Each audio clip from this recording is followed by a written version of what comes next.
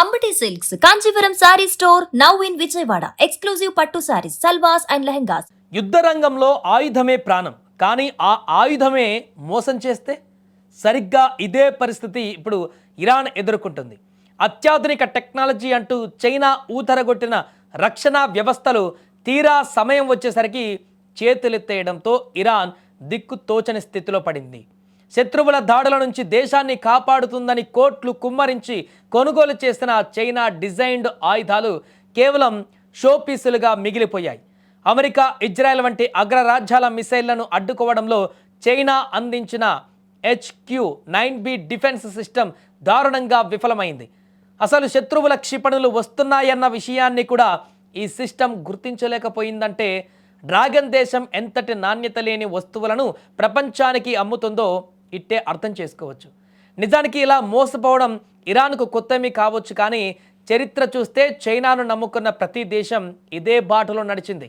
గతంలో పాకిస్తాన్ సైతం చైనా ఆయుధాలను నమ్ముకొని భారీ మూల్యం చెల్లించుకుంది. ఆపరేషన్ సింధూర్ సమయంలో పాక్ సైన్యం చైనా టెక్నాలజీ పైన పెట్టుకున్న నమ్మకం కాస్త తుస్సుమంది.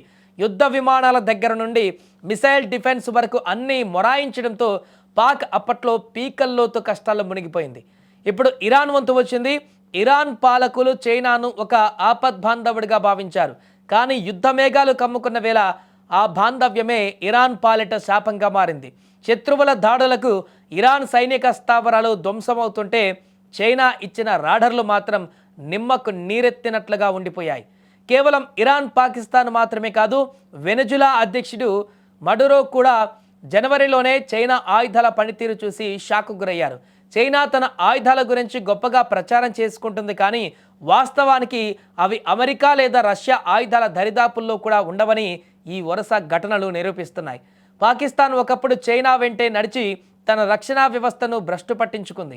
ఇప్పుడు ఇరాన్ కూడా అదే దారిలో వెళ్ళి భారీగా నష్టపోయింది. ఈ దేశాల దుస్థితి చూస్తుంటే నిజంగా జాలి వేస్తుంది. ఒకవైపు శత్రువుల ముప్పు, మరొక వైపు పనిచేయని ఆయుధాలు. ఈ రెండింటి మధ్య ఇరాన్ నలిగిపోతుంది. చౌకగా వస్తాయని లేదా అగ్రరాజ్యాలకు వ్యతిరేకంగా అండగా ఉంటాయని చైనాను నమ్ముకుంటే ఆ డ్రాగన్ చివరకు గోతిలో పడేస్తుందని ఇరాన్ ఇప్పుడు ఆలస్యంగా గ్రహించింది. మొత్తానికి చైనా ఆయుధాలు అంటే కేవలం రంగుల హంగులే తప్ప అసలైన యుద్ధంలో అవి వెన్నుముక లేని కర్రలని తేలిపోయింది. ఇరాన్ ఎదుర్కొన్న ఈ పరాభవం ప్రపంచ దేశాలకు ఒక గుణపాఠం.